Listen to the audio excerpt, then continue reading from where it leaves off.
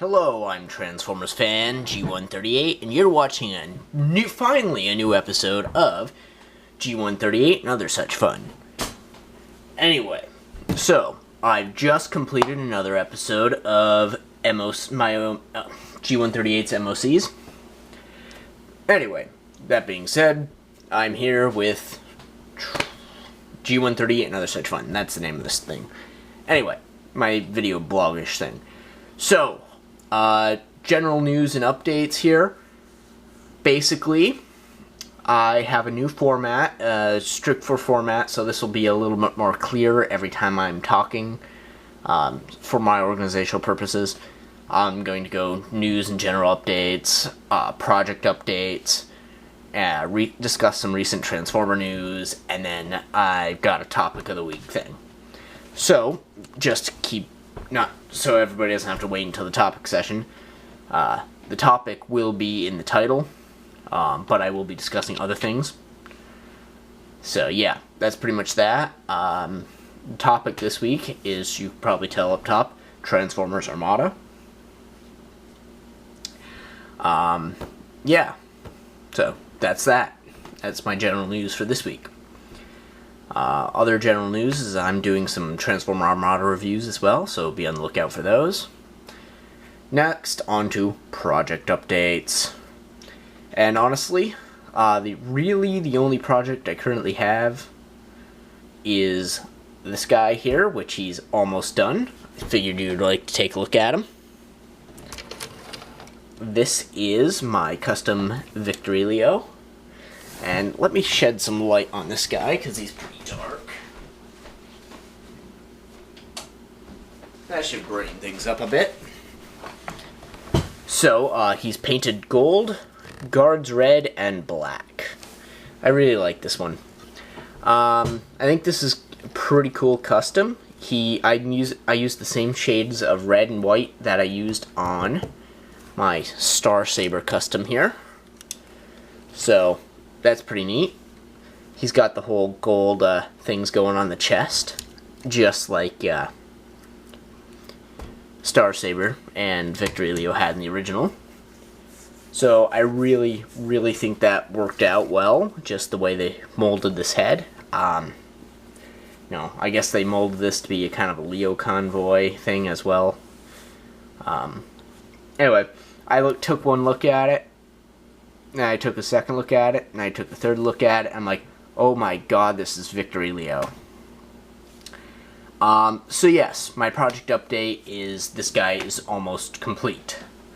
I have a couple little touch-ups to do, mostly here on the joint, and I still have to get a head for him. But because I cannot find a Generations Megatron head for a reasonable price, I am going to actually use a head from Transformers Generations Swindle. It actually looks close enough. I don't know if it'll be as good as the Megatron head, but it's not going to be any worse. Yeah. So, in addition to my general news, which was before, which I'm actually including in project updates because it's kind of project-based. I did pick up another project. This one's a little more large-scale and not funded by myself. I am actually building a display for the local museum I volunteer at out of Legos. And I'll be probably showing off models of that as I construct them. On my G138's MOCs, because my MOCs are actually wearing pretty thin these days. So, that's that. Also, the biggest news I've been waiting is I just got this amazing computer program that costs an arm and a leg and the other arm and the other leg. And no, not really. I got that really much from... I'm now thinking of Full Metal Alchemist. But the computer program I got is Autodesk Inventor, which is this amazing 3D software. It's very expensive, not easy to learn, but I had some classes that I learned how to use them in, and I'm going to an engineering school soon, so I figure I need to keep up my skills on it. So I signed up for a student program. So that is really cool. Give Autodesk props for their program there, their education. I'm probably going to end up having to buy it at some point, but for now, I can use it, keep up my skills, go to school, use it on campus. So, learn some new things. Basically, out of it, I could also produce things for Shapeways and sell some, advance my customs and sell some things. Like, I want to make a Brain Master for my custom Star Saber here, because he does have the open chest cavity in robot mode. I think I can make a little bot that folds up and fits inside fairly easily. Fairly easy. Well, design work, yeah, measurements, that kind of thing. Not easy per se, but not too difficult either. So that's for my project updates. Also, this is pretty neat.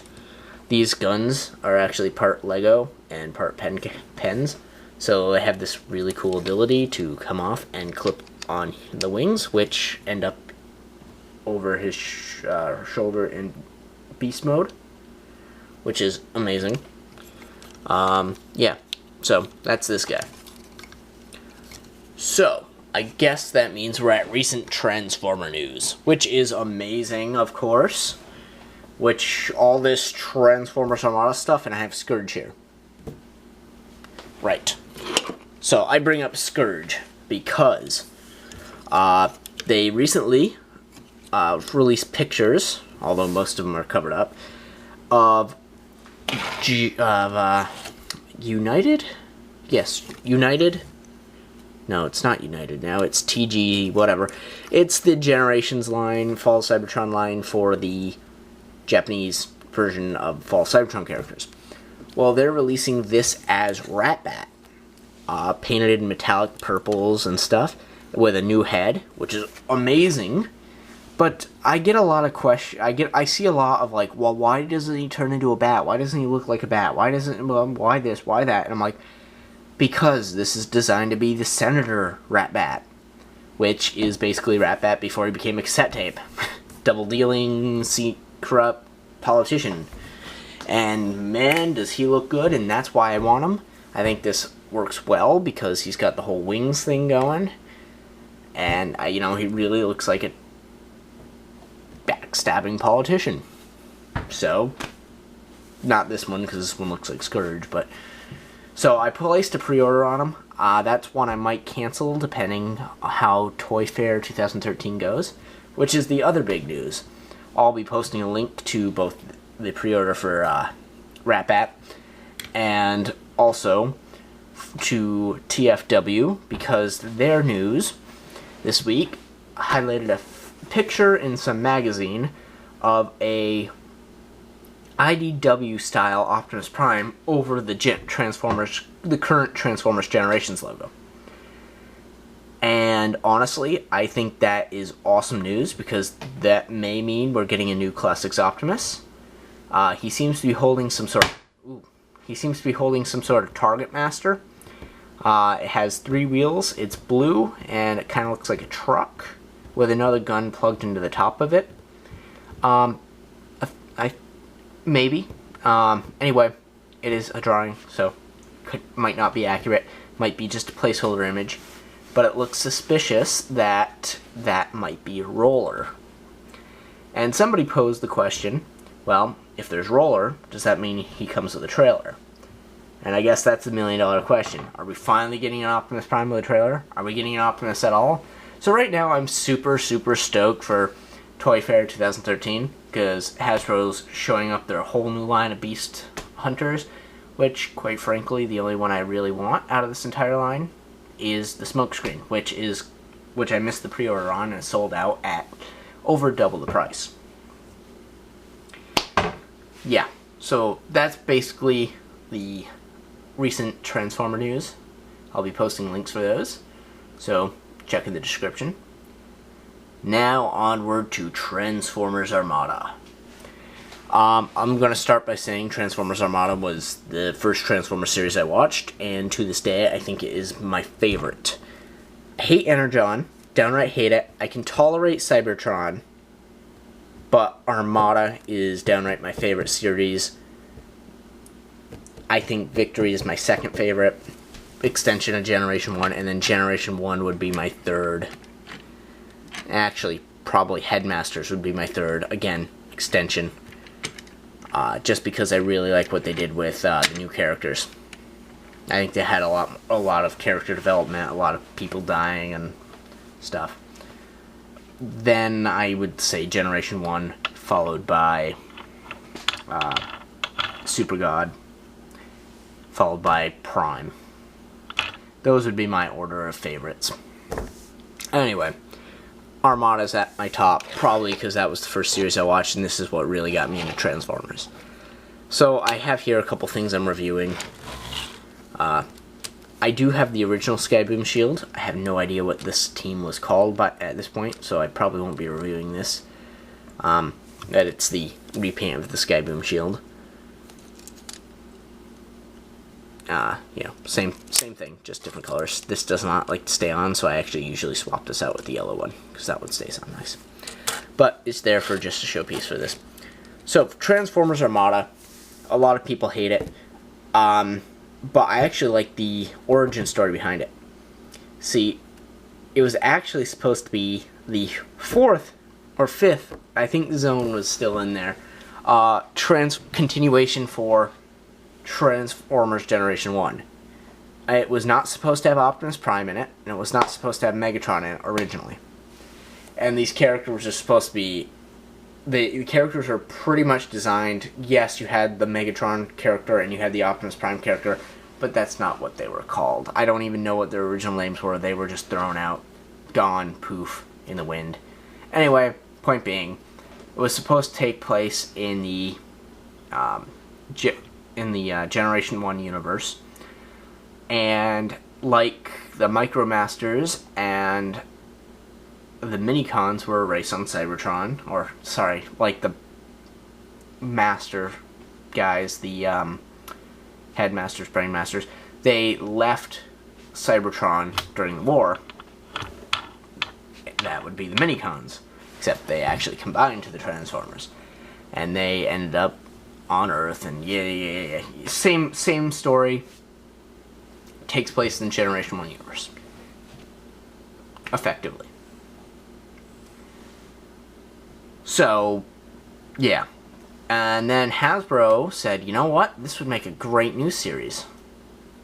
So they kind of tweaked it a bit. So the new Optimus became the new Optimus Prime, and the new Megatron became the new Megatron. And then you had all these new guys in there, and then throw in some American, oh, we gotta rush this to finish, got some animation errors.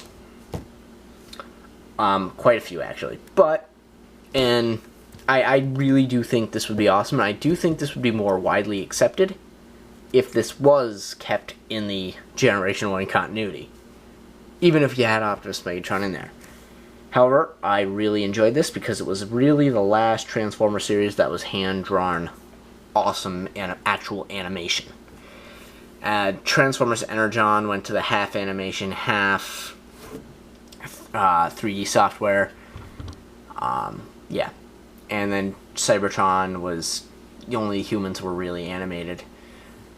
And then now Transformers Prime, everything's 3-dimensional. I don't dislike Transformers Prime, I think it's fine, but I think Transformers Armada had a little bit more to it, because you could tweak the robot modes, you could actually see physical damage. Realistically, I think that's, for the exception of like mortally wounded Transformers in Energon, Cybertron, etc., you really didn't see too much I'm injured, I'm hurt stuff. I mean, with Energon, if somebody got shot, his arm was cracked, he was leaking oil, it was just good animation, in my opinion. Minus the rushed flaws, but whatever. That happens. More than I care to admit. But I really, really enjoyed the series. I That's the one of the Unicron trilogy I actually have on DVD. It was the first Transformer DVDs I had. I was like, oh my god, it's on DVD, I have to get it. And I did. And I've watched every episode of it like 6 or 7 times. That brings me to something. I got the Rhino release of it. And honestly, it's missing a few episodes. One I distinctly remember was when the humans, Brad, Carlos, and Alexis, took the Requiem Blaster minicons out of the base. And they ended up at an airport, and they were all dressed up in cloaks and hats and stuff. And I remember that because it was a really, really big deal. Because Optimus, like, I think even that was an episode Rad started crying in, actually. I'm not 100% sure on that one. But it's not in the DVD set. But I remember that because it was the episode, out an episode before Smokescreen got, blasted to pieces by the Requiem Blaster. Anyway, point, whatever. The point I'm trying to make is, it's not in the set, so I know that one's missing. One that was missing in the original was, like, there's a lot missing, even from the Japanese stuff, because there's a whole episode on where Overload came from. That's missing completely. Like, this thing that just randomly comes out of nowhere and combines to Optimus Prime in the episode that Nemesis Prime is revealed in. I'm like, what? Where did that come from? Anyway, spontaneous appearance. It is explained somewhere in the Japanese series, which I've yet to obtain because I'd really like to see the differences in the story and the naming and stuff like that, but it's not as easy to come by because the US wants to sell the US edition, of course. So, and then it's hard to find a translated copy that is legal to watch. Eventually I'd like to watch that one, but easier said than done. Yeah, that pretty much covers everything I wanted to talk about. Transformers Armada, I think. Yeah, I claim to be a slight expert in Transformers Armada. I have like 3 of every one of the comic books, although I have not read them through completely yet. Yeah, but that's different. I really, really enjoyed the show more than the comic books. That being said, I think that's it. If you have any questions about Transformers Armada or any of the news things or anything else I talked about, remember, those links are... please post a comment down below. Remember, those links are in the thing, so thanks for watching.